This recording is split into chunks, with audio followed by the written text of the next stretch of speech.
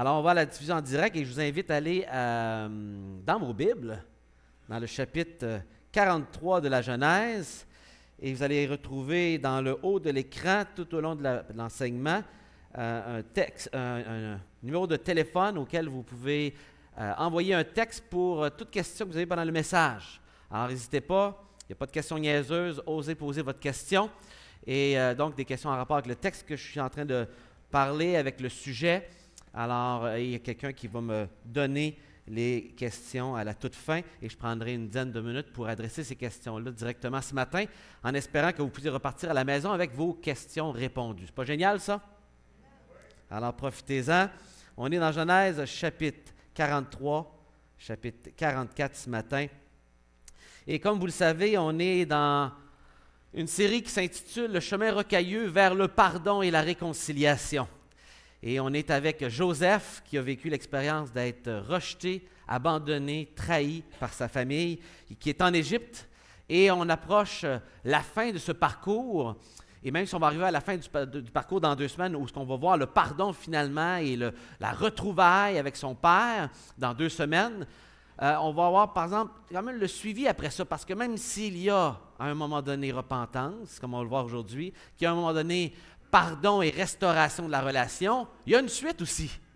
Qu'est-ce qui se passe après ça? Comment on vit après la repentance, après le pardon, la relation et la réconciliation? Comment on le vit? Et les prochains chapitres nous donnent des indices justement sur ce fait de vivre ensemble et de continuer de vivre après la repentance, le pardon et même en être arrivé à la réconciliation, de reconstruire les ponts qui avaient été brisés. C'est possible, la Bible nous dit, et que Jésus-Christ est venu justement faire cela. Et cette histoire, dans le premier livre de la Bible, nous illustre bien cette vérité si importante. Vous savez, il y a un proverbe français qui dit ceci: « Voulez-vous connaître le caractère d'un homme? Attendez qu'il arrive quelque disgrâce, et vous verrez bientôt alors ou toute sa grandeur ou toute sa faiblesse. » N'est-ce pas que dans la vie, lorsqu'on est sous pression, et que des moments difficiles arrivent, c'est des situations qui permettent de révéler le caractère d'un individu. Toute son attitude sort à ce moment-là. Ce qui est dans les tripes sort. Et cette histoire met justement des hommes sous pression, alors qu'ils ont des fautes à se reprocher, qu'ils ont de la culpabilité. Ils sont sous pression d'une situation où maintenant ils sont pas coupables de cette situation présente, mais ils étaient coupables d'une situation passée. Et la pression actuelle, des années plus tard, fait ressortir un paquet de choses dans la famille, chez tout le monde dans la famille. Tout le monde a un parcours à vivre dans cette famille brisée. Chacun a un parcours différent, un défi différent de caractère et de cœur, mais chacun a un défi à relever. Et on va essayer de les relever aujourd'hui, alors qu'on va terminer avec une parole de repentance évidente. Et on va essayer de voir, justement, qu'est-ce qui démontre une vraie repentance d'une fausse, pour en arriver à avoir le cœur en paix de pardonner. On est dans le chapitre 43 de la Genèse, et je commence la lecture au verset 1. La famine s'appesantissait sur le pays, quand ils eurent fini de manger le blé qu'ils avaient apporté d'Égypte. Jacob dit à ses frères: « Retournez, achetez-nous un peu de vivres. » Alors, on peut imaginer que c'est passé ici probablement quelques semaines au moins, parce que déjà de faire le voyage, c'était un bon voyage à faire à pied. Et il semble que plus tard, il dit on aurait eu le temps de le faire 2 fois le voyage. Donc, on peut imaginer ici que c'est passé quand même pas mal quelques semaines avant qu'ils arrivent au bout de leur approvisionnement et que la pression revienne. Il faut faire de quoi? Et tout à coup, c'est Judas qui parle au verset 3. Chose intéressante dans le chapitre précédent, c'était son grand frère, l'aîné, Ruben, qui avait la responsabilité, à quelque part, d'exercer un leadership auprès de sa famille. Et il avait tenté d'exercer son leadership à quelques reprises dans les derniers chapitres, tenté même de sauver son frère au tout début de cette histoire-là, et tenté même, à la fin du chapitre précédent, de convaincre son père de lui confier son fils préféré, Benjamin, pour venir avec lui, en lui disant même, tu pourras même tuer mes fils, comme si c'était un réconfort pour un grand-père, tuer tes petits-fils pour compenser pour le fils que tu as perdu. Drôle de raisonnement. Mais Ruben n'a vraiment pas la cote et Ruben n'est pas entendu. Et c'est Juda qui prend ici la relève du leadership. On voit un homme, dans la situation difficile qui se vit présentement, un homme se lever, un nouveau leader naît.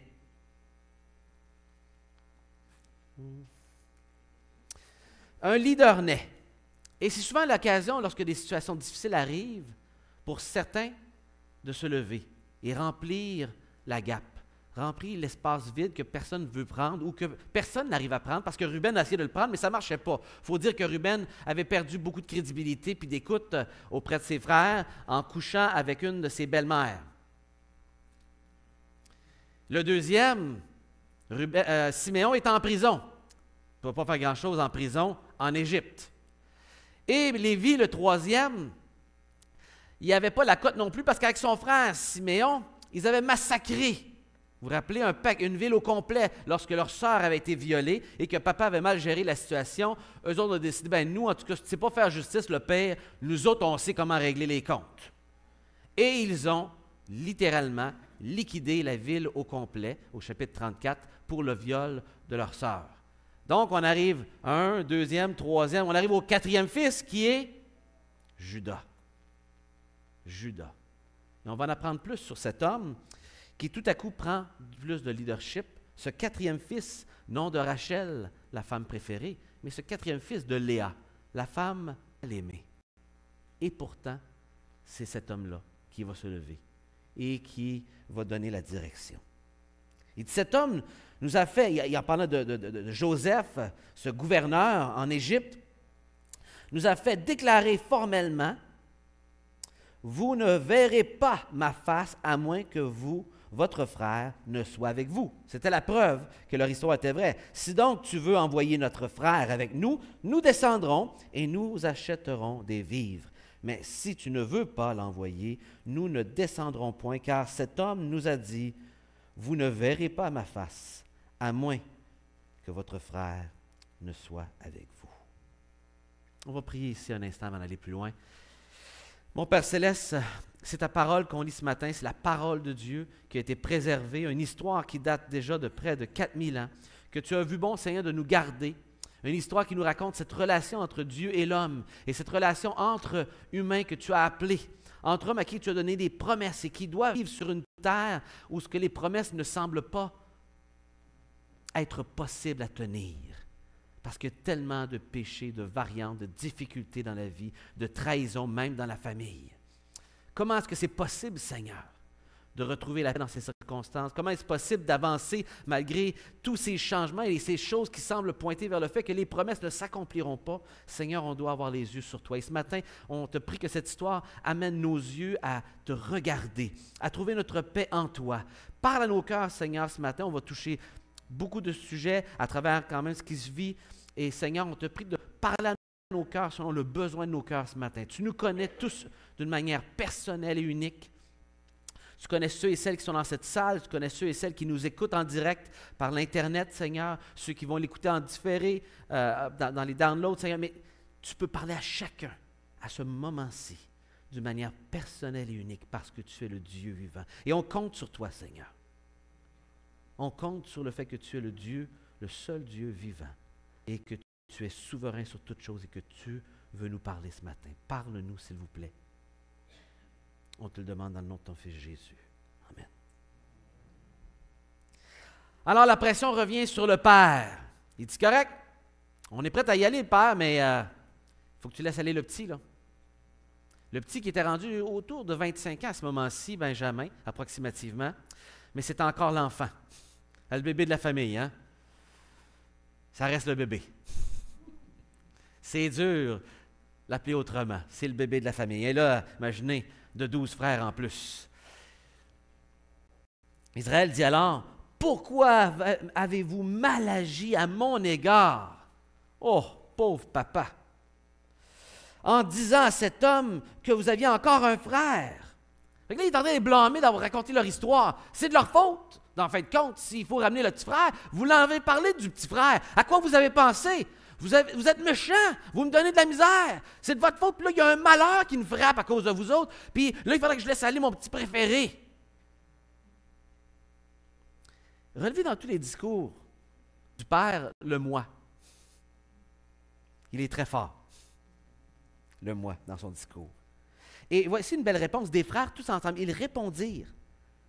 Cet homme nous a interrogés sur nous et sur notre famille en disant, on a juste été honnêtes, nous autres là. Votre père vit-il encore? Avez-vous un frère? Et nous avons répondu à ces questions.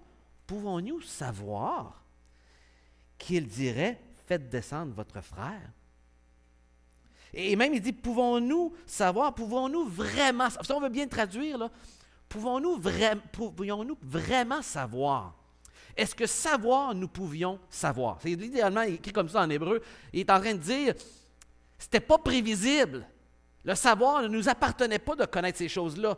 On ne pouvait pas prévoir ça, le Père. Tu ne peux pas nous imposer cette responsabilité-là. Et c'était bien répondu. Judas dit à Israël, son père, « Laisse venir l'enfant avec moi, afin que nous levions et que nous partions, et que nous vivrons et ne mourrons pas, nous, toi et nos enfants. » Je réponds de lui, et tu le redemanderas de ta main. Si je ne le ramène pas auprès de toi, et si je ne remets pas devant ta face, je serai pour toujours coupable envers toi. Évidemment, ce n'est pas des paroles qui réconfortaient le Père quand même. Son but, ce n'était pas que quelqu'un paye s'il disparaît. Son but, c'est qu'il revienne. Point à la ligne. Il ne veut pas prendre de risques. C'est son petit préféré. Et si son petit préféré, alors qu'il a perdu l'autre préféré de la même mère, devait partir, dans sa tête à lui, il dit « vaut mieux mourir ». Littéralement, « vaut mieux mourir ». Il l'a dit plusieurs fois, qu'il pensait à la mort quand il pensait au deuil de son fils. Et chose intéressante, il prend sur lui-même, Judas, à ce point-ci, tu me le redemanderas, je prends la responsabilité, je m'engage. Et le mot est assez fort ici pour dire, je prends un engagement envers moi-même. On va y revenir tantôt.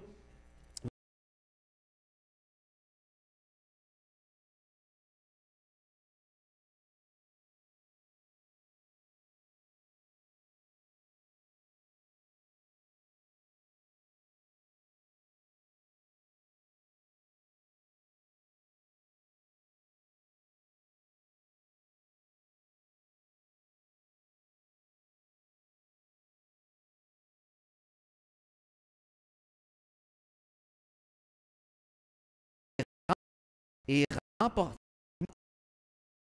à l'entrée de vos sacs. Peut-être est-ce une erreur.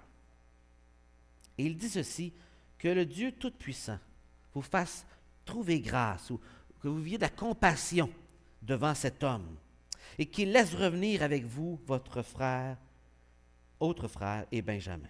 Et moi, si je dois être privé de mes enfants, que j'en sois privé. Ils prirent le présent et ils prirent avec eux de l'argent au double, ainsi que Benjamin. Ils se levèrent et descendirent en Égypte et se présentèrent devant Joseph. Un nouveau leader se lève et il réussit à convaincre son père d'y aller. Et remarquez le père qui garde ses bonnes habitudes. Lorsqu'on est une situation tendue, on s'arrange pour avoir un beau cadeau en arrivant. Hein? Il avait fait la même stratégie lorsqu'il avait rencontré son frère, si vous vous rappelez. Au chapitre 32, 33, il avait préparé une série de cadeaux pour amadouer le cœur et pour adoucir littéralement le visage de son frère qui était crispé par la colère contre lui. Et il voulait adoucir son visage. C'est l'expression qu'on utilise en hébreu pour imager ça. Et c'est ce qu'il voulait faire ici. Il voulait adoucir cet homme, sa dureté envers ses fils, le mettre en confiance et il envoie des cadeaux. Mais la confiance de cet homme-là, on ne pouvait pas l'acheter. N'est-ce pas? Ils ne savaient pas, eux autres. Mais ce qu'ils voulaient ne s'achetait pas.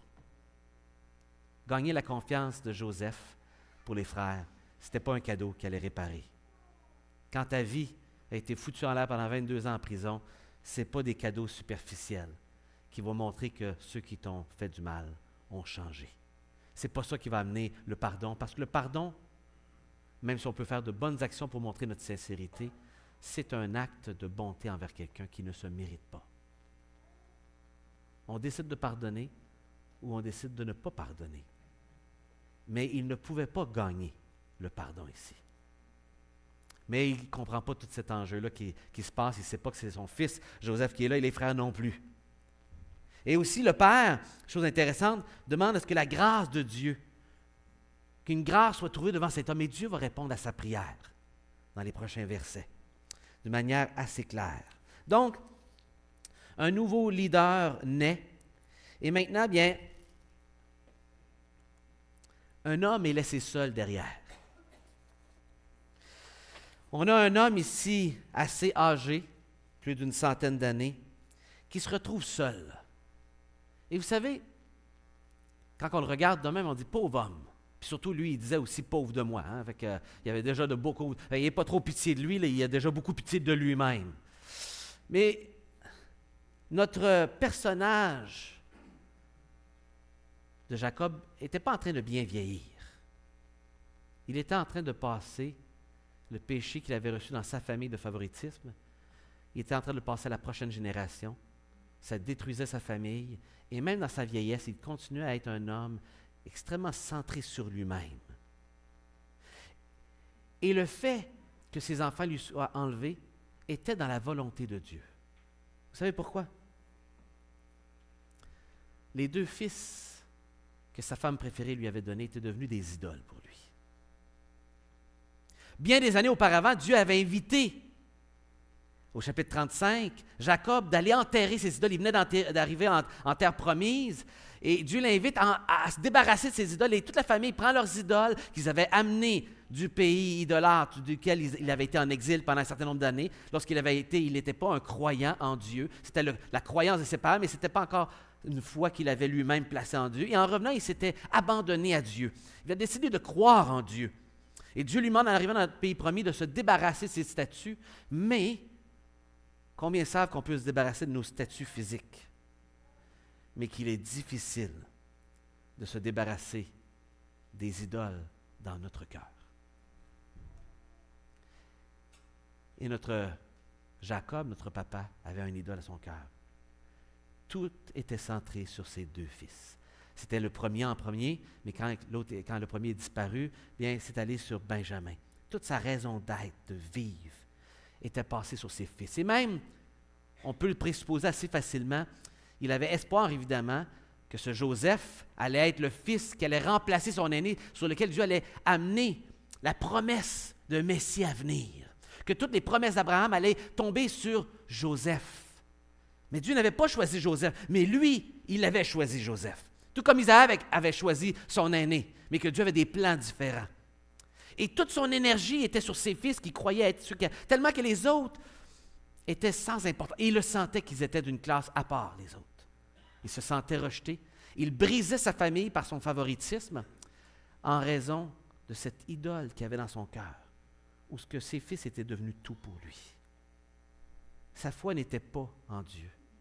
Mais même cet homme qui un jour avait placé sa foi en Dieu, s'était tranquillement retourné vers ses capacités humaines. Dieu l'avait pourtant humilié pour lui montrer tout ce que tu penses faire, tu vas voir, ça ne se passera pas comme tu veux. J'ai un plan. Et il avait reconnu. Et pourtant, les bonnes vieilles habitudes étaient revenues. Et il avait maintenant fait un beau manteau pour son fils qui affichait ses couleurs clairement, que ça allait être lui le fils de la bénédiction. Les intentions du père étaient claires. Et là que ce fils-là était parti, c'était Benjamin. Il restait juste son petit Benjamin. Et là, il doit laisser partir. Et se retrouver toute seule. Plus un seul fils même. Pas juste le petit préféré qui restait. Non, plus un seul. Sa famille est en péril. Et Dieu permet qu'il soit dans ce moment de vulnérabilité, même dans sa vieillesse. Parce que Dieu sait qu'il ne veut pas juste qu'on vive des changements à 20 ans, à 40 ans, à 60 ans, mais même à 80 ans. Et même dans la centaine, pour lui. Et d'être retrouvé seul comme ça était un moyen pour Dieu de l'amener à reconnaître que seulement Dieu devait être sa source de paix, et non son contrôle sur les circonstances, non ses plans, non sa mainmise sur sa famille. Il avait des choses à vivre avec Dieu pour passer à une autre étape de sa vie. Et l'ironie du sort, Dieu lui permet de perdre à l'apparence ses fils, pour en réalité, Dieu ne va pas y enlever ses fils, n'est-ce pas? C'était pas le but de Dieu de lui enlever pour toujours ses fils ou qu'il meure. Et il permet qu'il soit retiré temporairement pour pouvoir lui redonner, mais purifié. Et lui permettre que le fait que ça lui ait été enlevé un certain temps lui ramène sa foi en Dieu et non sur ses plans. Et parfois, le Seigneur, vous savez, il nous enlève des choses dans notre vie, pas parce qu'il veut nous les enlever, pas parce qu'il veut nous créer de la peine, parce qu'il veut nous protéger nous-mêmes, parce que tout à coup, ces choses, ces objets sont devenus plus importants que Dieu. Ils ont pris plus de place. Et on est devenu distrait. Et il veut lui donner ses fils, lui redonner, mais purifier. Et peut-être ce matin, vous êtes dans cette situation-là, vous avez des idoles de votre cœur. Peut-être ce n'est pas une statue formelle, un petit Bouddha d'un coin de chambre, là. Mais il est dans un coin de votre cœur. Et il y a quelque chose qui prend la place et que vous demandez à Dieu, Seigneur, enlève-moi jamais ça. Il y a quelque chose que vous demandez tout le temps à Dieu qui est devenu tellement important que non seulement c'est devenu important, mais c'est devenu un obstacle entre vous et Dieu. Et que vous y tenez mordicus et que vous mordez sur cet os-là et vous ne voulez pas le lâcher. Et peut-être même que cette chose est tellement importante que pour vous, vous vous dites, si je n'ai pas ça, ça ne vaut même plus la peine de vivre. C'est pour ça que certains, après une peine d'amour, vont contempler le suicide. Après la perte d'un emploi, des problèmes financiers, la perte d'un enfant, vont considérer que la vie ne vaut pas la peine d'être vécue. Il vaut mieux mourir parce que souvent quelque chose est venu prendre la place de Dieu et que Dieu s'est fait tasser et qu'il y a une idole dans notre vie.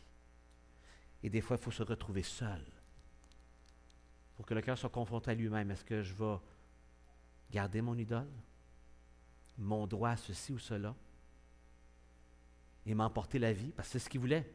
Il a parlé de la mort plus qu'une fois ici, puis il parle de son désir d'aller au Sheol, l'endroit du séjour des morts, à quelques reprises.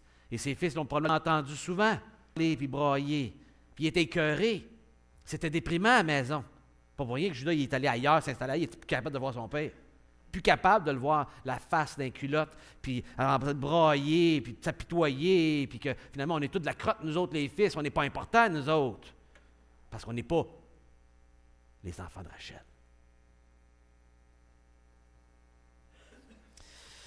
Jacob est laissé seul, livré à lui-même, et Dieu a un autre chemin pour lui. Puis, retour en Égypte, un souper presque parfait. Ça m'est venu un matin. Je regardais ce souper-là, je me dis, il est presque parfait ce souper-là. Bon, c'est pas la même ambiance, c'est pas l'émission, mais spécial quand même comme souper. Ils retournent et finalement, ils ont fait le voyage. On ne nous dit rien sur le voyage, on passe le voyage rapidement pour arriver au fait des rencontres, des gens. Et ils lui disent en partant tout ce qu'il y en est pour l'argent qui avait été remis et toutes ces informations-là. Ils disent tout de suite au verset 23, on dit l'intendant a répondu « Que la paix soit avec vous, ne craignez rien ».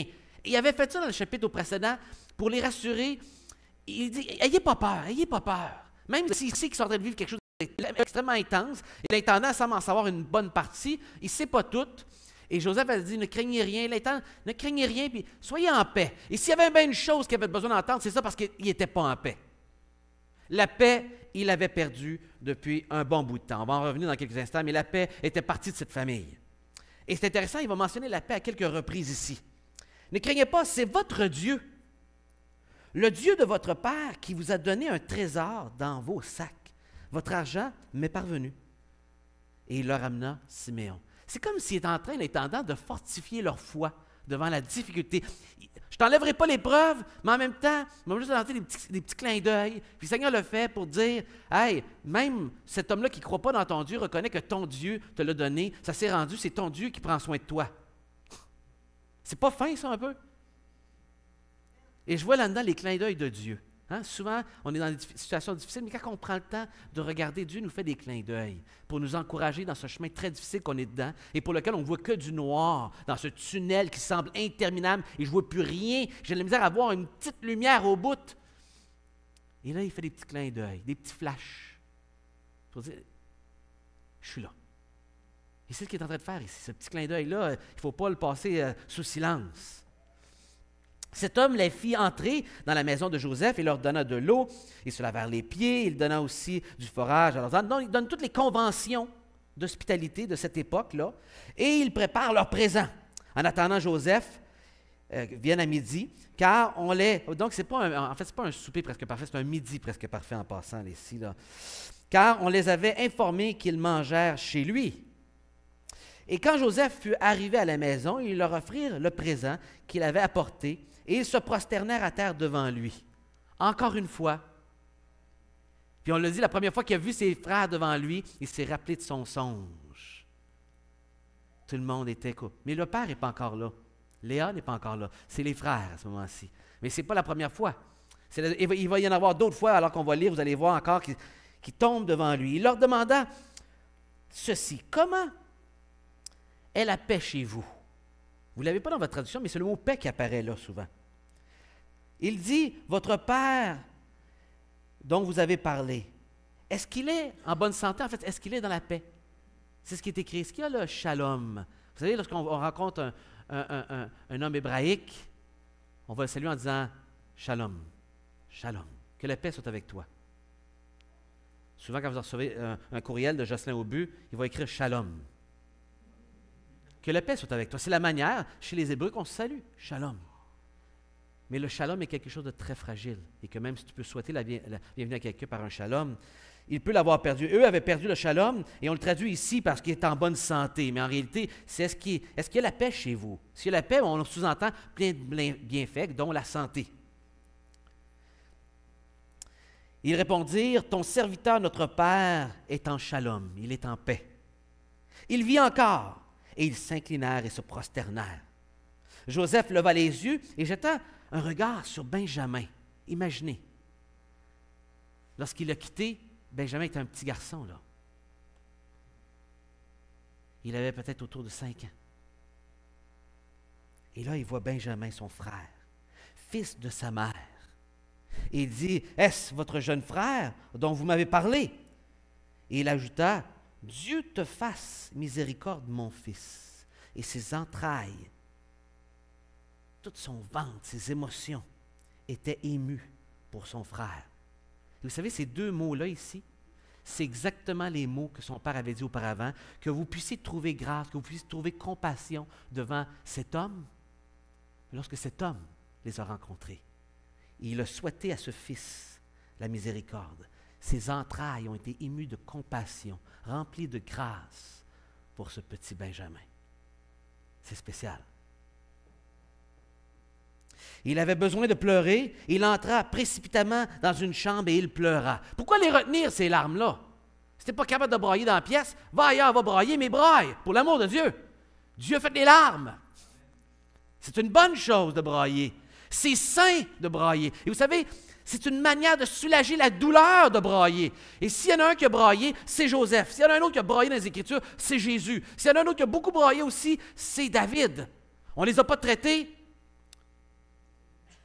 Allez-y, dites-le. C'est pas moi qui le dis, c'est vous autres. Je ne suis pas coupable de rien. Au contraire, un vrai homme devrait assumer ses larmes, parce qu'ils ont été créés par Dieu comme un moyen de soulager cette souffrance, soulager de grandes émotions. Et lorsqu'on les garde à l'intérieur, on doit gérer avec ces émotions-là à l'intérieur qui ne sont pas soulagées, d'une manière que Dieu a créé l'être humain pour le vivre naturellement. C'est une bonne chose. Ça ne se force pas. Mais c'est quand la dernière fois que tu as braillé? De joie? Comme lorsque mes enfants sont sortis du ventre de maman, ou qu'ils sont arrivés chez nous pour la première fois, ou que ce soit de pleurer parce que tu as de la colère, de la misère à le gérer, puis ça t'amène à brailler. Il y en a qui pleurent dans cette colère-là, ou que ce soit dans une grande souffrance, un deuil. C'est sain de brailler. Et Joseph a pleuré à plusieurs reprises, et il s'en va s'enfermer pour ne pas trahir sa situation devant ses frères, ses émotions. Il doit garder son apparence, et même devant ses serviteurs, et il sort. Ça devait être particulier comme situation, parce que ça arrive à quelques reprises qu'il disparaît. Où est-ce qu'il est passé? Où est-ce qu'il est le maître? Où est-ce qu'il est le monsieur? Bon, il est parti. Et après s'être lavé le visage, il sortit et faisait des efforts pour se contenir. Il dit, servez à manger. On servit Joseph à part et ses frères. Les Égyptiens qui mangeaient avec lui furent aussi servis à part, car les Égyptiens ne pouvaient pas manger avec les Hébreux parce que c'était à leurs yeux une abomination. Il y avait un mépris pour les bergers, pour ce type de vie-là, et pour eux, on ne mangeait pas ensemble une distance de catégorie de gens. Ces Sémites, ces gens de campagne, ces gens des champs. Et les frères de Joseph s'assirent en sa présence, le premier selon son droit d'aînesse, le plus jeune selon son âge. Ils se regardèrent les uns les autres avec étonnement. Ils n'avaient pas donné cette information-là auparavant.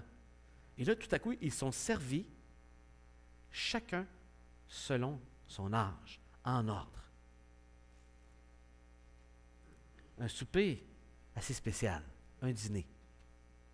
Joseph leur fit porter des mets qui étaient devant lui, et Benjamin en eut 5 fois plus que les autres, et ils burent et s'égayèrent avec lui. Ça a été le party. Et le plus jeune est traité de manière spéciale. Bon, le plus jeune, contrairement aux autres aussi, il ne l'avait pas trahi. Ça aidait de le traiter spécial, mais c'était son frère. Il avait un amour particulier pour lui. Contrairement aux autres, il n'avait pas de rancune, il n'avait pas à gérer avec des sentiments mélangés à savoir s'il pouvait lui faire confiance à celui-ci. Et il lui donne ce cadeau, un souper assez spécial pour tout le monde. Les émotions, les sentiments mixtes de voir son frère après tant d'années, les frères qui se disent comment on interprète tout ça, mais ça a bien allé. Mais malgré les apparences, c'était une famille qui avait perdu sa paix. C'était une famille qui avait perdu sa paix depuis longtemps. Et même, on dit au chapitre 37, lorsqu'il y avait la relation avec ses frères, on dit qu'il n'arrivait même pas à y parler avec la paix à leur frère tellement qu'ils le détestaient. Au verset 5 du chapitre 37. La paix n'était plus présente. Et malgré tout, le père voulait la paix dans sa famille. Il envoie son fils au chapitre 37 voir pour la paix de ses frères et pour la paix de ses animaux. Mais finalement, qu'est-ce qu'il a trouvé? Il a trouvé des frères en colère qui l'ont trahi. La paix était partie depuis longtemps dans cette famille. Mais il y a de l'espoir. La paix était aussi partie. Jacob a quitté son foyer. On voulait le tuer. Jacob savait ce que c'était une famille brisée. Malheureusement, il avait reproduit cela dans ses comportements. Mais il avait vécu ce que c'était une famille brisée, Jacob, et il avait placé sa foi en Dieu. Et lui aussi avait été en exil pendant 20 ans pour revenir finalement, et le mot paix apparaît. Lorsqu'il revient avec son frère, il avait demandé qu'il puisse revenir en paix dans le chapitre 28, verset 21. Et au chapitre 33, on dit qu'il revint à Sichem en paix après avoir rencontré son frère. Il n'y avait plus de paix.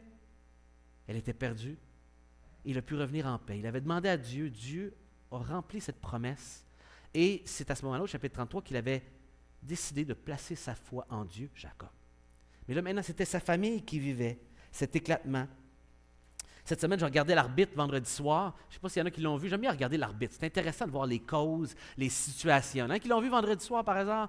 Et il y avait une famille brisée dans cette émission-là. C'était assez spécial de voir Mme Goldwater. Et c'est une spéciale, Mme Goldwater. Je l'aime bien. Je l'aime bien. Elle a un franc-parler, une manière. Elle est bien à elle. Elle capote un petit peu trop ses animaux, mais regarde, c'est son affaire. Mais elle essayait de réconcilier en cours cette famille qui était dans des chicanes de famille parce qu'il y avait des parents dysfonctionnels. Puis là, ils ne se parlaient plus, ils montraient, les nièces, les neveux, ils ne voyaient plus, il y avait blocage. Puis là, ils ne voulaient même plus payer les frais de l'enterrement de leur mère. Il y en a une qui avait décidé de ne pas payer rien parce que là, l'autre ci, puis l'autre ça. Puis là, on voit Mme Goldwater en cours. Ce n'est pas sa job de réconcilier. J'ai déjà dit à quelqu'un, si tu veux te réconcilier, va pas en cour. La cour, elle fait juste creuser un plus grand écart entre nous. Elle ne nous rapproche pas, la cour. C'est spécial avec Mme Goldwater, parce que ce n'est pas les gens qui payent après la condamnation, c'est l'émission qui paye, ce qui est intéressant, n'est-ce pas? Et finalement, elle leur donne des cues pour essayer de les ramener ensemble, les fait parler. Ça n'a pas réglé la situation à la fin de l'émission. On voit des petits indices de ça assez clairs. Là. Mais quand même, elle a fait des efforts pour les reprocher, mais ça ressemblait beaucoup à ça. Les parents étaient dysfonctionnels, avaient amené des dysfonctionnalités chez leurs enfants. Mais j'aimerais vous dire ceci. Malgré tout, la paix perdue et l'aspect dysfonctionnel qu'il y avait dans cette famille, Dieu peut ramener les familles brisées ensemble. Il l'avait fait avec son père. Il l'avait fait avec Joseph, pas Joseph, mais Jacob et Ésaü.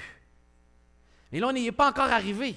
En fait, on semble loin d'arriver. Il y a eu un bon repas, là, mais soyons pas dans l'illusion, il n'y a rien de réglé encore. Et les frères vont le savoir le lendemain que ce n'est pas réglé, parce qu'il y a un autre tuile qui va leur tomber sur la tête. Ils sont loin de la paix. Mais est-ce que c'est possible, la paix? Et la Bible nous dit qu'il est possible pour nous d'espérer de retrouver la paix. Il est possible, il est accessible pour nous. Est-ce qu'on retrouve toujours la paix ici-bas dans nos familles? Non. Non. On ne retrouve pas toujours la paix ici-bas. Est-ce qu'il est possible de retrouver la paix ici-bas avec nos familles? Oui. Mais ce n'est pas une garantie. On est dans un monde de pécheurs dont Dieu n'efface pas les conséquences de tous les péchés sur terre. Mais il donne les moyens, et on va y revenir tantôt sur le moyen, pour restaurer ces relations-là brisées, pour qu'il y ait des outils qui nous permettent d'espérer. Et peut-être ce matin, vous êtes dans une situation de famille brisée. Et vous vous posez cette question-là, est-ce que c'est possible? C'est-tu encore possible? Tout est possible. Et la Bible nous dit qu'il ne faut pas désespérer de croire à ce que Dieu peut faire. Est-ce qu'il va le faire? Ça, ce n'est pas une garantie. Est-ce qu'il peut le faire? Oui. Est-ce que je dois le croire et je dois continuer à espérer en lui? Oui. Peu importe l'issue. Oui.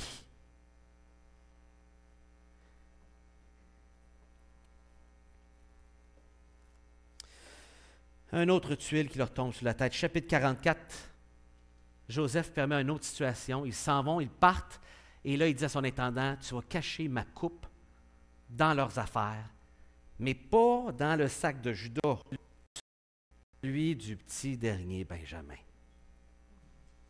Et ce n'est pas n'importe quelle coupe. Tu vas me donner ma coupe. C'était une coupe d'autorité. C'était aussi, dans les conceptions égyptiennes, la coupe de divination. Même le mot utilisé là, c'est le mot pour magie serpentine. C'est le même mot qu'on utilise pour un serpent. Et qu'on devait faire des exercices divinatoires pour trouver l'avenir et connaître l'avenir, etc. Ça ne veut pas dire que Joseph pratiquait cela. Il n'avait pas besoin de ça. Mais c'était la coupe qu'on croyait chez les maîtres d'Égypte qui donnait ce pouvoir et qui permettait de savoir. Et il va le mentionner 2 fois. Tu ne réalises pas que je peux savoir ces choses-là? Vous ne pouvez pas rien me cacher? Il utilise cet élément-là contextuel. Mais ça ne veut pas dire que Joseph avait cette pratique. Mais il utilise cette coupe-là, très importante. Il remet encore l'argent, mais là, avec cette petite coupe-là. Et c'est la coupe qui dérangeait. Et évidemment, après leur départ, Joseph dit, « Ah, vas-y les rattraper. » Et là, il va les revoir. Puis il dit, « Écoutez, là, c'est pas correct. On vous a reçu à l'hôpital. Vous n'êtes pas du monde. Vous avez volé la coupe. La coupe de mon maître. » Non, non, non, non, non, non, non. Jamais on ferait une chose. Effectivement aussi, jamais ils auraient fait une chose telle. Ça n'avait même pas d'allure pour eux autres. Tellement qu'ils se disent, c'est sûr qu'aucun d'entre nous a fait une affaire de même. Tue celui qui a fait ça, puis le reste, on ira en esclavage. C'est assez radical, me semble. J'aurais pu penser à d'autres punitions un peu plus kosher, là. C'est assez raide. C'est à réfléchir même pourquoi c'était aussi radical. Et parce qu'il répond que Dieu nous préserve, malédiction, profanation, jamais une chose qui nous serait... Jamais on ferait une chose de même. Et là, on refasse le processus. Il dit, parfait, il vérifie les sacs. Puis on part du plus vieux pour garder le suspense jusqu'au plus jeune. Hein? Et tirer le plaisir. Pourquoi faire les choses simples lorsqu'on peut les faire compliquées?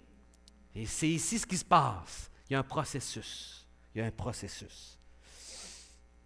Et donc, finalement, il répond, pas besoin de le tuer, mais celui qui se trouvera la coupe, au verset 10, sera mon esclave.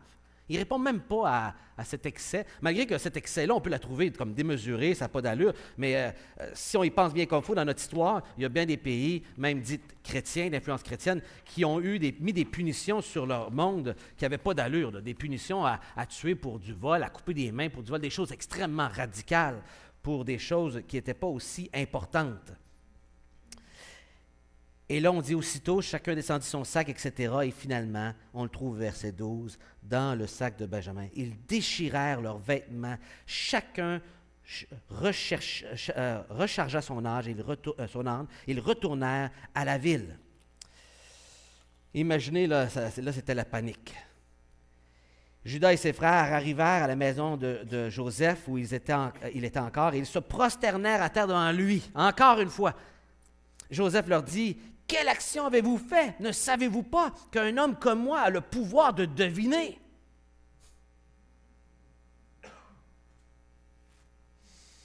Un autre tuile sur la tête. Mais ce que j'aimerais souligner, c'est cette punition radicale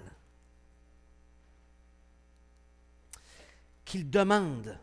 Et là, à ce moment-ci, j'aimerais faire une petite pause. Je le fais à chaque fois dans mes messages sur cette série. Je m'arrête un petit instant pour faire quelques observations sur des choses importantes à souligner dans ce parcours-là, si on va en arriver à être capable, par la grâce de Dieu, de pardonner et de vivre la réconciliation. Il y a des petites vérités que je vous souligne à chaque fois, que je fais une petite parenthèse, chemin rocailleux vers le pardon, des petites observations. J'aimerais en faire 3, mais une particulière, qui est basée sur ce verset-là. Il est vraiment intéressant de voir chez nous, les êtres humains, comment il y a certains péchés que nous, on ne penserait jamais faire et que lorsqu'on entend parler de ces péchés-là, s'installe en nous une grande revendication et une grande prise de position contre ce type de péché-là. On a une capacité de voir et de devenir très légaliste, c'est-à-dire à cheval au pied de la lettre pour un crime qui pour nous est si étranger.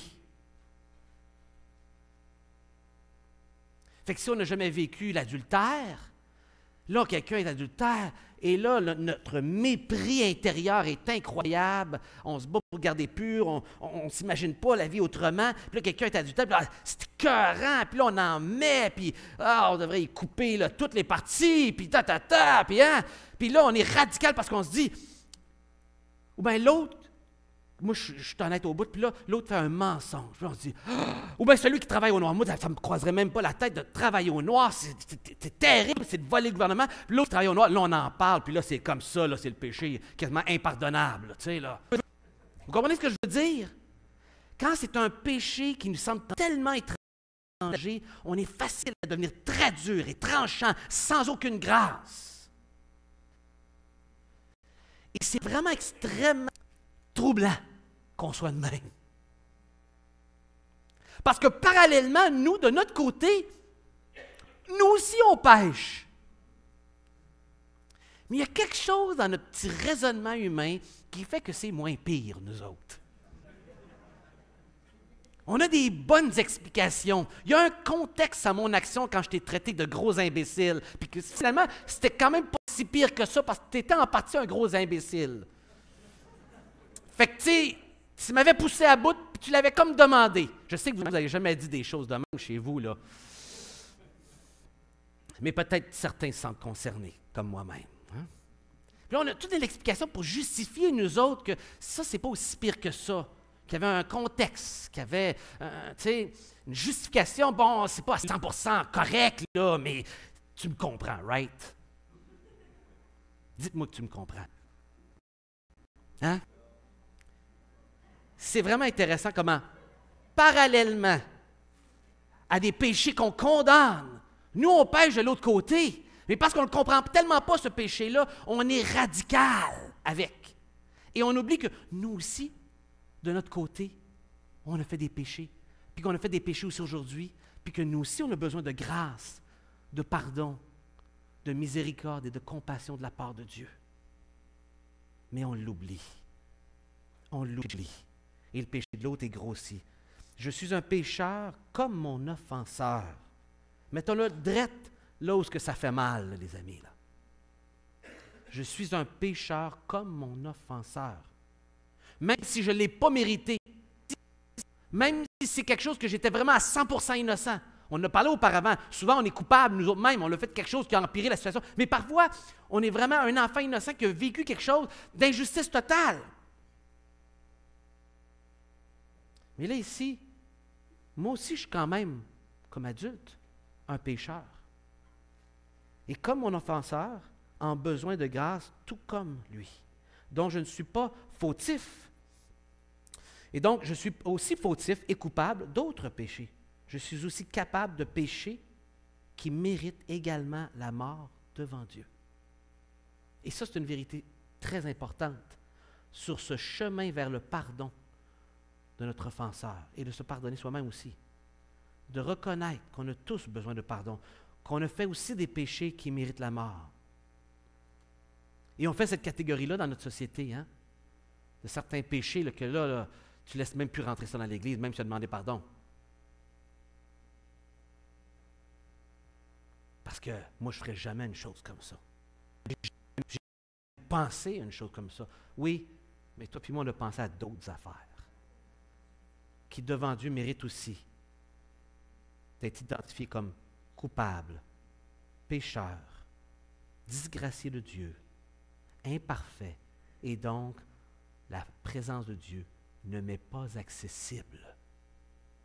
En bon québécois biblique, ça veut dire que je mérite l'enfer. Et je ne vous le dirai pas si le Seigneur Jésus lui-même ne l'avait pas dit. Mais Jésus le dit. Dieu désire faire des transformations chez l'offenseur et travailler son caractère. Le poids de l'épreuve se montre bon pour faire sortir de bonnes choses de l'offenseur, dont un bon leadership chez Judas, et que Dieu laboure depuis des années. C'est une autre chose. Rappelez-vous que ce poids-là veut faire sortir de bonnes choses. C'est des choses difficiles, négatives à la part, mais ça veut faire sortir de bonnes choses. Il n'est pas obligé d'avoir des choses négatives qui en sortent. Dieu veut faire sortir de bonnes choses. Mais j'ai un choix de résister ou de suivre ce que Dieu est en train de faire, de me confier en lui, d'abandonner mon idole ou de continuer à me cramponner après comme si ma vie en dépendait. Ça va juste faire plus mal. Ça va juste faire plus mal. Et plus de ravages.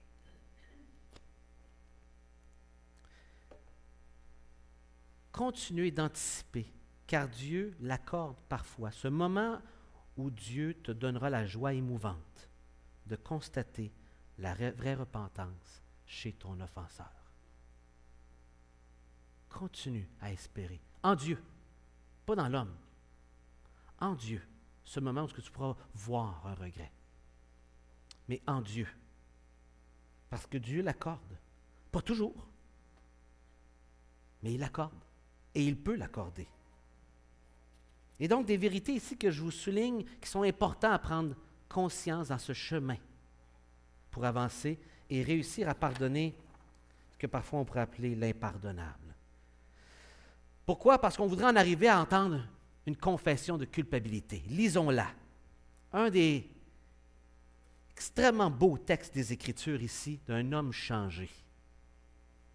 Et après ça, on va voir qu'est-ce que c'est un substitut, le substitut.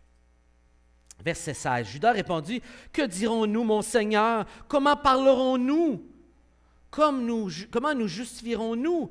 Dieu a trouvé l'iniquité dans tes serviteurs, et nous voici esclaves de mon Seigneur, nous et celui sur qui a été trouvée la coupe. » Et là, ici, il prend l'initiative. J'aime ça. Il dit, je ne vais pas le laisser juger, je vais tout de suite inciter dans une direction. C'est correct, ça. Il a du leadership, il veut influencer, puis il se dit, je ne veux pas qu'il se retrouve tout seul, on le fait ensemble, ou pas pantoute, c'est nous. Et il parle au nous, on va tous être tes serviteurs. Non, non, non. Ça, c'est pas juste. Joseph dit, Dieu me garde de faire ça. En fait, il dit le même mot qu'il avait dit tantôt, profanation. Que Dieu me garde de faire une telle chose. Quand il a dit profanation pour, jamais on aurait volé une coupe, nous autres. C'est la même expression qui est là. L'homme qui la coupe a été trouvée dans son sac sera mon esclave, mais vous, remontez en paix vers votre Père. Vous avez accroché sur un mot? Paix, hein? Tout à coup, le mot paix, il ressort, hein? Écoutez, moi, je suis un gars juste, là. Non, c'est juste lui qui va payer. Vous autres, vous pourrez retourner en paix. Puis eux autres, dans leur tête, ils disent, non, non, non, non, non, non, c'est pas la paix de retourner sans autant rester ici avec lui, c'est sûr. On ne retournera pas chez nous sans le frère, il n'y aura pas de paix. Il vaut mieux être en prison que de retourner à la maison sans le frère. Ça va être un calvaire, en bon québécois. Hein? C'est ironique ici, hein? Retourner en paix. Mais qu'est-ce qu'il est en train de faire? Qu'est-ce qu'il fait vraiment? Il est en train de les tester. Parce que qu'est-ce qu'ils ont fait 20 ans auparavant? Ils ont essayé de trouver la paix en se débarrassant du frère fatigant.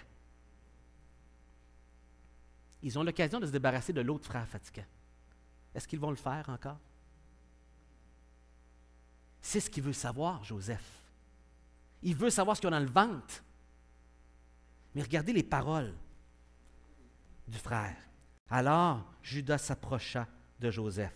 Il prend un risque, là. Mais il est en train de lancer un message de grâce. Je te supplie, s'il vous plaît, mon Seigneur, que ton serviteur puisse faire entendre une parole à mon Seigneur, et que sa colère ne s'enflamme point contre ton serviteur, car tu es comme Pharaon. Il lui reconnaît une autorité suprême dans son pays. Mon Seigneur a interrogé tes serviteurs en disant, avez-vous un père ou un frère? Et nous avons répondu, nous avons un vieux père et un jeune frère, enfant de sa vieillesse, et cet enfant avait un frère qui est mort et qui était de la même mère. Il reste seul et son père l'aime. Tu as dit à tes serviteurs, faites-le descendre vers moi, et je le vois de mes propres yeux. Nous avons répondu, mon Seigneur. On a été honnête avec toi, on a fait tout ce que tu demandais, on l'a amené. Je veux te dire là, que nous, on a vraiment fait tout ce qu'on devait faire. Nous avons répondu à mon Seigneur, l'enfant ne peut pas quitter son père. S'il le quitte, son père va mourir. Tu as dit à tes serviteurs, si votre jeune frère ne descend pas avec vous, vous ne reverrez pas ma face. Lorsque nous sommes remontés auprès de ton serviteur, mon père, nous lui avons rapporté les paroles de mon Seigneur. Notre père a dit, retournez acheter un peu de vivres. Nous avons répondu, nous ne pouvons descendre, mais si notre frère est avec nous, nous descendrons, car nous ne pouvons pas voir la face de cet homme, à moins que notre jeune frère soit avec nous. Ton serviteur, notre père, nous a dit, vous savez que ma femme m'a enfanté 2 fils. L'un était sorti de chez moi, et je pense qu'il a été sans doute tué, a été en fait tout déchiré, car je ne l'ai pas revu jusqu'à présent. Si vous me prenez encore celui-ci, et qu'il lui arrive un malheur, vous ferez descendre mes cheveux blancs, avec douleur dans le séjour des morts, dans le Sheol. Maintenant, si je retourne auprès de ton serviteur, mon père, sans avoir notre enfant, avec nous l'enfant, à l'âme duquel l'âme de notre père est attachée, il est en train de dire comment il y a une fusion entre les deux. L'âme, ce n'est pas juste physique, il y a une fusion entre les deux. Il mourra en voyant que l'enfant n'est pas, et que tes serviteurs feront descendre avec douleur dans le séjour des morts les cheveux blancs de notre serviteur, de ton serviteur, notre père. C'est intéressant de voir la pitié qu'ils ont de leur père. Pourtant, ils sont écœurés de son favoritisme, ils sont blessés, mais ils ont pitié de leur père. Ils parlent pour eux. Ils ont pitié de lui et il y a un discours ici extrêmement remarquable. Et regardez comment il termine. Car ton serviteur a répondu pour l'enfant. Je me suis porté garant pour lui. En disant à mon père, si je ne le ramène pas auprès de toi, je serai pour toujours coupable envers mon père. Permets donc, je te prie. Encore, il supplie parce qu'il n'est pas obligé d'acquiescer à sa demande. À ton serviteur de rester à la place de, souligner à la place de l'enfant, comme esclave de mon Seigneur, et que l'enfant remonte avec ses frères. Comment pourrais-je remonter vers mon père si l'enfant n'est pas avec moi? Oh, que je ne vois point l'affliction de mon père. Je vous lis ce texte vraiment important qui résume, je ne dirai rien sur ce qu'il a dit, il résume vraiment bien. C'est un auteur qui étudie la littérature hébraïque et il souligne ceci en lisant ce texte. À la lumière de ce que nous avons lu de l'histoire de Joseph et ses frères, il apparaît clairement que ce discours désavoue point par point, moralement et psychologiquement, le comportement des 10 frères dans leur relation fraternelle et filiale. Ainsi qu'il le déclare clairement à Joseph, leur père a favorisé Benjamin d'un amour singulière, tout comme il avait témoigné une affection semblable à l'autre fils de Rachel. Contrairement à sa jalousie d'antan vis-à-vis de Joseph, Judas se trouve présentement réconcilié avec la réalité de cet amour de préférence. Il fait par devoir filial, et qui plus, par amour filial. Son discours est tout entier imprégné d'une profonde compassion à l'égard de son père et d'une réelle compréhension du sens qu'il y a à ce que la vie du vieil homme soit liée à celle de l'enfant. Il va même jusqu'à citer avec sympathie l'affirmation incongrue de Jacob selon laquelle son épouse ne lui a donné que 2 fils, comme si Léa n'était pas également son épouse et comme si les 10 autres fils n'étaient pas ses fils. Il répète quand même. 22 ans plus tôt, Judas avait imaginé de vendre Joseph comme esclave. Il est prêt maintenant à se livrer lui-même comme esclave pour obtenir l'autre fils de Rachel demeure libre. 22 ans plus tôt, il était complice des frères, demeurant silencieux lorsque la tunique ensanglantée apportée à Jacob plongea leur père dans l'angoisse. Et voici qu'il est maintenant disposé à tous les sacrifices pour ne pas voir son père en proie à pareille souffrance. Ainsi, Judas, en tant que porte-parole des frères, est allé jusqu'au bout du douloureux processus de prise de conscience dans lequel Joseph et certaines circonstances providentielles l'ont engagé. Quand j'ai lu ça la première fois, ça m'a marqué comment il a réussi à synthétiser les émotions et ce qui est l'enjeu ici. Et ça résume bien toute cette confession remarquable et sans excuse qui amène à exprimer ses sentiments d'amour. Il demande la sympathie, il demande la pitié. Et à la fin de tout cela, il s'offre lui-même comme substitut à la place d'eux. C'est pour ça que je vous ai parlé en début du titre « Repentance et substitution ». Ça, c'est plus abstrait pour nous, substitution. Juste avant d'aller là, je vais juste vous lire ce passage important qui nous aide à reconnaître de la vraie repentance. Paul nous dit ceci: « Je me réjouis à cette heure, non pas de ce que vous avez été attristés, mais ce que votre tristesse vous a porté à la repentance. » Parce qu'il a fait des reproches. Puis il dit, ça vous a attristé, mais ça vous a amené à la repentance. Comment il savait? Car vous avez été attristés selon Dieu, afin de ne recevoir de notre part aucun dommage. C'est-à-dire que vous avez été attristés pour Dieu, de la part de Dieu, et vous ne nous en voulez pas. Vous n'avez pas de reproche à nous donner. Vous avez eu la bonne attitude. En effet, la tristesse, selon Dieu, produit une repentance à salut, qui délivre donc pour toujours, dont on ne se repent jamais, tandis que la tristesse du monde produit la mort. Judas a trahi Jésus. Il a eu du regret à mort, puis il est mort. Il s'est donné la mort. Ça, ce n'est pas du regret, comme la Bible l'entend, qui amène à la repentance. C'est du regret mortel, de l'apitoiement sur soi. Et voici cette même tristesse selon Dieu. Voici ce qu'elle a produit. Quel empressement n'a-t-elle pas produit chez vous? Quelle justification, quelle indignation, quelle crainte, quel désir ardent, quel zèle, quelle punition. Vous avez montré à tout égard que vous étiez pur dans toute cette affaire. Ce qu'il est en train de dire, c'est que votre comportement après, là, ça criait haut et fort, je le regrette. On ne vous a pas supplié pour faire des actions. On le regardait vos actions, puis c'était évident que vous le faisiez parce que vous le regrettiez, ce que vous aviez fait. Comment est-ce qu'on le voit chez Judas? Il décide de s'offrir, même s'il ne peut pas l'imposer, comme substitut. La preuve ultime de sa repentance. Il s'offre pour prendre la place d'un péché qu'il n'a pas commis, celui de voler la coupe. Personne ne l'avait commis. Mais lui, par contre, il était coupable d'un autre crime. Et cette situation-là fait ressortir dans son cœur la culpabilité passée. Et là, il décide de faire le saut, de prendre la place de son frère innocent, aimé, d'un amour que lui aurait aimé avoir mais qu'il n'avait pas, qui lui rappelle l'ancien frère qui l'a trahi. et qui décide 20 quelques années plus tard, je vais prendre sa place. Et il ne peut pas l'imposer, il dit s'il vous plaît. Il ne peut pas l'imposer. Substitution. Un substitut selon la Russe, c'est une personne chargée de remplir les fonctions de celui qui est son dévalu en cas d'absence ou d'empêchement de ce dernier. Substitution, on remplace l'autre. On peut remplacer une chose, on peut remplacer une personne. Ce qui est particulier ici, c'est que le substitut n'est pas demandé.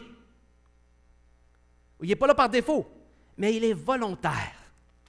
Il s'offre volontairement, et même il supplie. Il s'offre pour prendre sur lui les conséquences de quelque chose qu'il n'avait pas fait.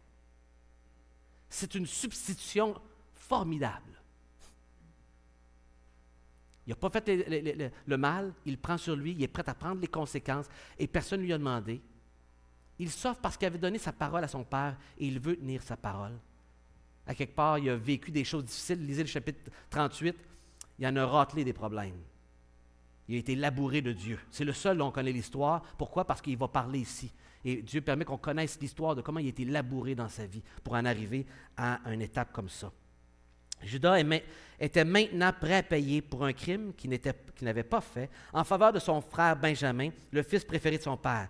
C'est à ce moment-là que passe la substitution et que Joseph se dévoilera et qu'il sera pardonné pour le crime qu'ils ont fait.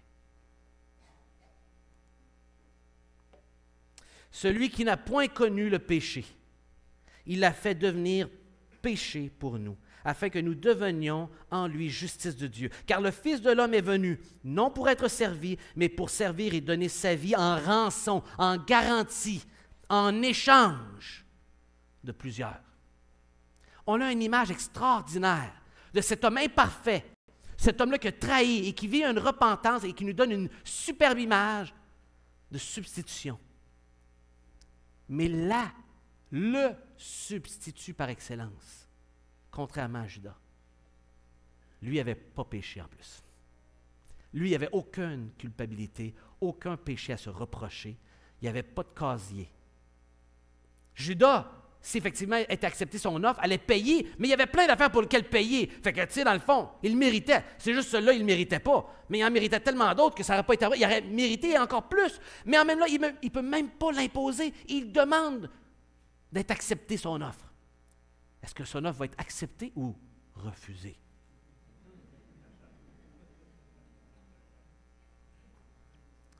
Et Joseph, tout ce qu'il voulait, c'est voir que ses frères avaient changé. Et Dieu, tout ce qu'il voulait, c'est que nous, on lise les Écritures et qu'on voit déjà ici un clin d'œil de ce qui s'en venait. Mais avant de terminer avec 2-3 minutes de réflexion là-dessus, j'aimerais prendre quelques questions à ce moment-ci en terminant 5 minutes pour répondre à des questions qui ont été envoyées par texto. Le texto était tout le long sur l'écran. Et Gaby va m'amener ça. Et après ça, on va terminer dans la prière pour pouvoir terminer sur une note de consécration.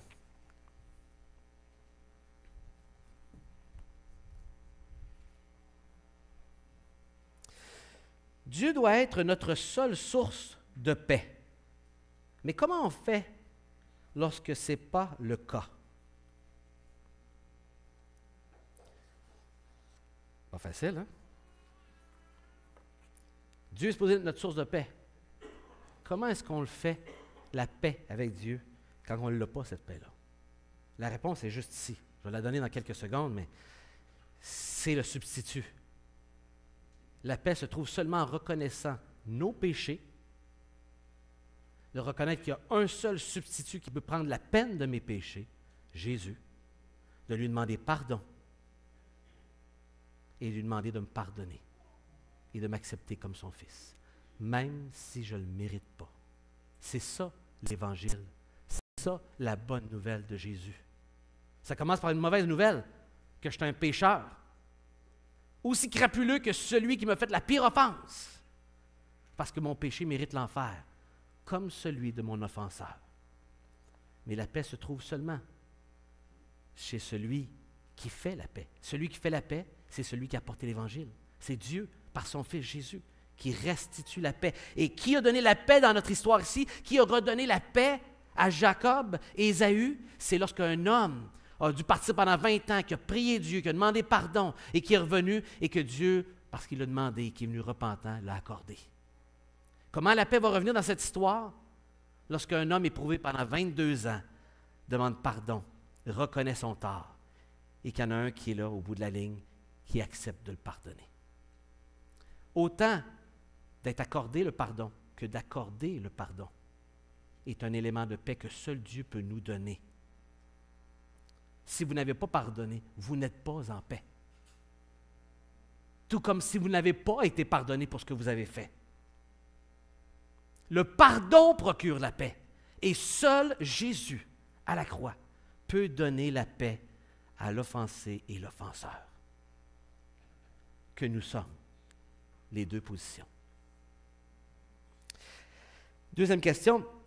Est-ce que la raison que Dieu permet la mort, la souffrance et la maladie de quelqu'un qui nous est cher est toujours parce que cette personne a un idole?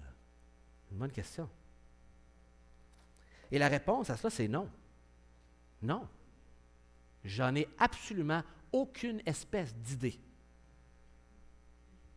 Il y a tellement de possibilités lorsqu'on regarde les Écritures sur pourquoi la maladie nous frappe. Premièrement, on est dans un monde de pécheurs.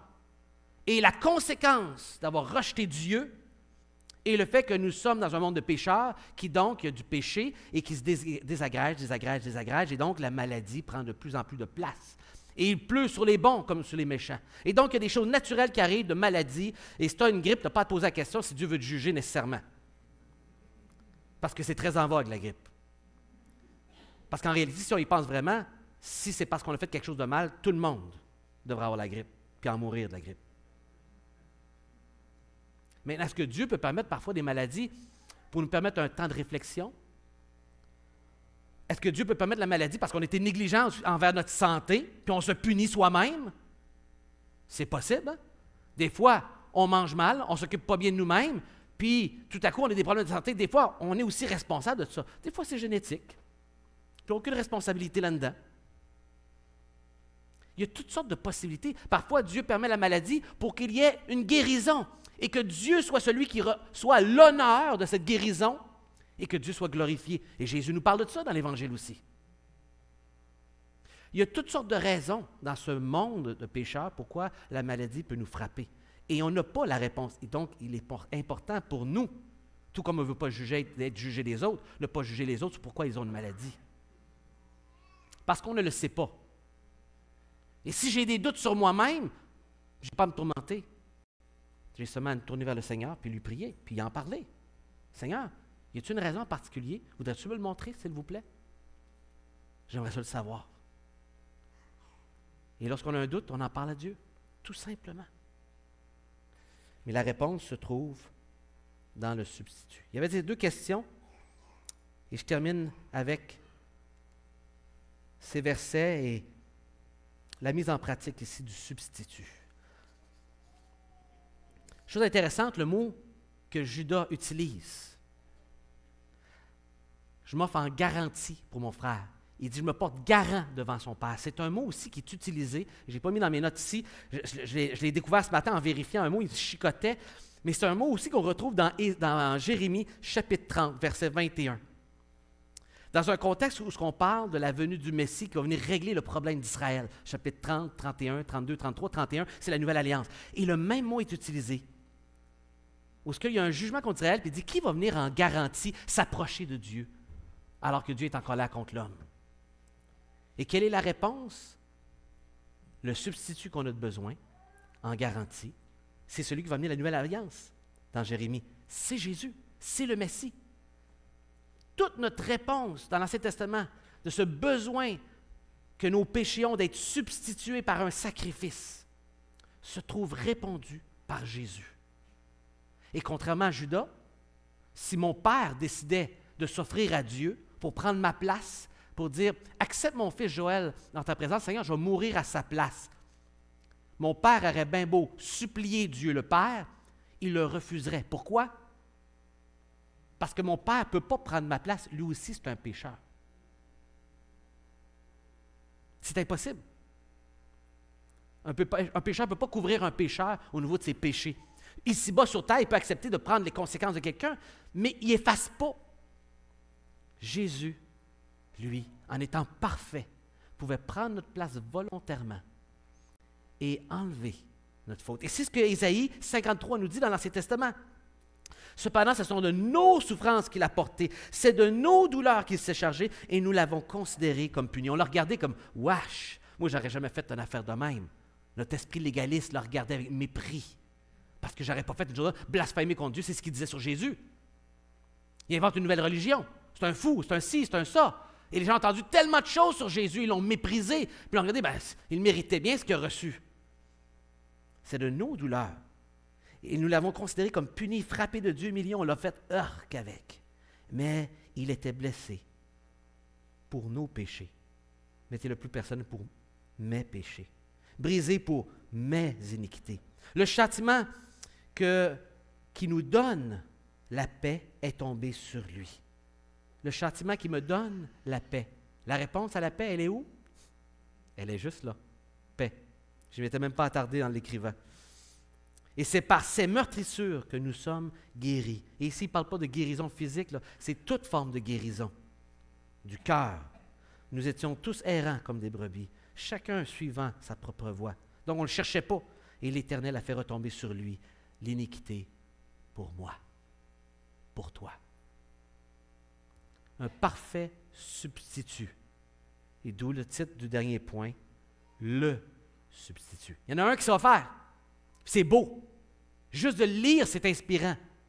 Mais j'aimerais vous dire qu'il est une image tellement imparfaite du vrai substitut que vous et moi avons besoin. Jésus-Christ, le Fils, le juste, Dieu incarné en homme, venu volontairement sur terre pour le pardon de vous et moi. Est-ce que tu l'as reçu ce matin? Est-ce que tu as la paix ce matin? Parce que le pardon est le seul moyen d'avoir cette paix. C'est écrit dans l'Ancien Testament, dans le Nouveau Testament, parce que c'est le même évangile. Dieu n'a pas changé. C'est par grâce. C'est un cadeau de pouvoir recevoir ça. Tu ne peux pas le mériter. Tous les présents qu'il a envoyés, ce n'est pas ça qui a fait qu'il a changé d'idée, qu'il a décidé de pardonner Joseph. C'est ce que vu le cœur repentant. Et on dit que Dieu a fait un miracle dans son cœur.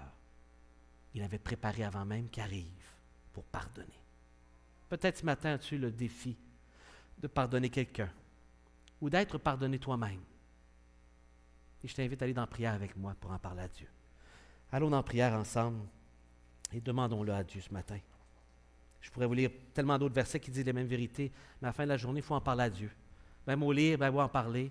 Seigneur, on se place devant toi présentement avec le fardeau qui est dans notre cœur, que ce soit, Seigneur, un péché à confesser ce matin, que ce soit, j'ai de la misère à accepter que j'ai été pardonné, que ce soit, Seigneur, de m'être confessé d'un péché envers quelqu'un que j'ai fait, mais envers toi, peut-être que je n'ai pas encore la paix avec toi, je n'ai pas fait la paix d'accepter Jésus. Je sais c'est qui Jésus, je sais pas mal d'affaires sur lui, j'ai lu sur lui, mais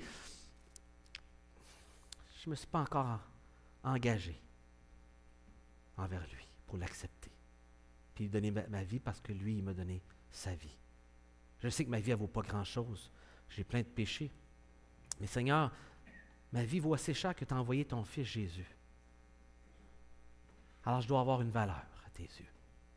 Puis ça me fait du bien de prendre conscience de ça, Seigneur. J'ai une valeur à tes yeux et tu as tout fait pour que je puisse être retourné à toi. Seigneur, fais un œuvre dans mon cœur. Peut-être ce matin, je suis en lutte à abandonner, de pardonner quelqu'un, de me pardonner, de recevoir ton pardon, de me confesser. Peut-être qu'il y a une idole dans mon cœur, que je me cramponne après, puis j'ai de la misère à l'avouer, que sans ça, j'aurais le goût de mourir, que sans ça, je ne vois pas de raison d'être, tellement que je suis accroché à cette personne, à cette chose, à ce projet. Seigneur, révèle à mon cœur, s'il vous plaît, ce besoin. Libère-moi ce matin. Aide-moi à croire et accepter la solution que tu offres pour avoir la paix. Le substitut par excellence. Ton Fils Jésus. Et si ce matin tu veux faire la paix avec lui, tu peux dire cette prière dans ton cœur ou à haute voix, comme suit. Seigneur, je te reconnais comme Dieu Tout-Puissant.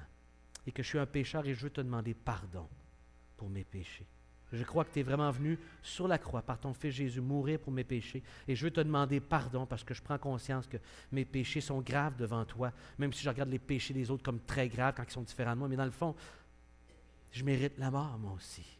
Je ne mérite pas le pardon. Et même je te suppliais pour le pardon, je ne pourrais pas avoir le pardon, mais à cause de Jésus, ce matin, je veux croire en ton Fils Jésus et te demander pardon et te demander de me pardonner, pas parce que je le mérite, mais juste à cause de Jésus. Tu peux le faire. Fais-le, s'il vous plaît, en moi. Pardonne-moi. Prends ma vie. Je veux te l'abandonner parce que, dans le fond, elle a juste une valeur si toi tu l'as pardonné. Sans ton pardon, ma vie n'a pas de valeur. Donc, soit que je la garde puis je l'ai perdue, ou soit que je te la donne et que j'ai gagné une vraie vie de paix avec toi. Prends-moi comme ton enfant, s'il vous plaît. Je te prie pour cela, Seigneur, dans le nom de ton Fils Jésus. Amen.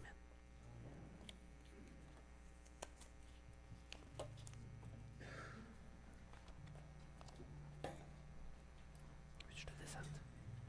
Want me to bring it down? You're all right? Je vous invite à vous lever. Levons-nous.